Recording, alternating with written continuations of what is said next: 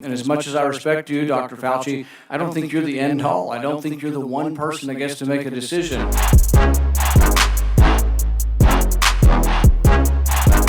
We can listen to your advice, but there are people on the other side saying there's not going to be a surge and that we can safely open the economy, and the facts will bear this out. I have never made myself out to be the end all and only voice in this. I'm a scientist, a physician, and a public health official. But Senator Rand Paul, who had the coronavirus and still isn't wearing a mask, said he wants a second opinion. I give advice according to the best scientific evidence. But if we keep kids out of school for another year, what's going to happen is the poor and underprivileged kids who don't have a parent that's able to teach them at home are not going to learn for a full year. I don't give advice about economic things. I don't give advice about anything other than public health. The second thing is that you use the word we should be humble about what we don't know.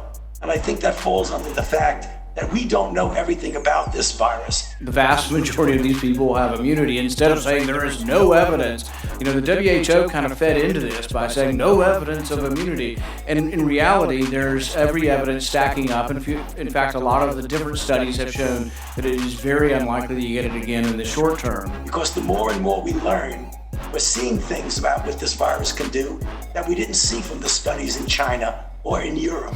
The mortality between 0 and 18 in the New York data approaches 0. It's not going to be absolutely 0, but it almost approaches 0. Between 18 and 45, the mortality in New York was 10 out of 100,000.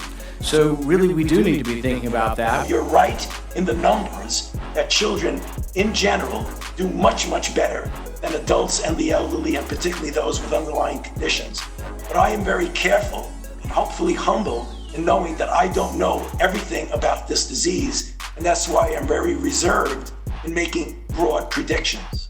I don't think any of us are certain when we do all these modelings. There have been more people wrong with modeling than right. And in rural states, we never really reached any sort of pandemic levels in Kentucky and other states. We have less deaths in Kentucky than we have in an average flu season. It's not to say this isn't deadly, but really outside of New England, we've had a relatively benign course for this virus nationwide. So we have to take with a grain of salt these experts and their prognostications. The future is very uncertain, but turning down and closing the entire economy has been devastating. That's a fact. My point is, kids ought to go to school. This disease is not a disease that is largely affecting kids. They should go to school, and if they develop immunity, it's probably good for the rest of the country. It's what they did in Sweden.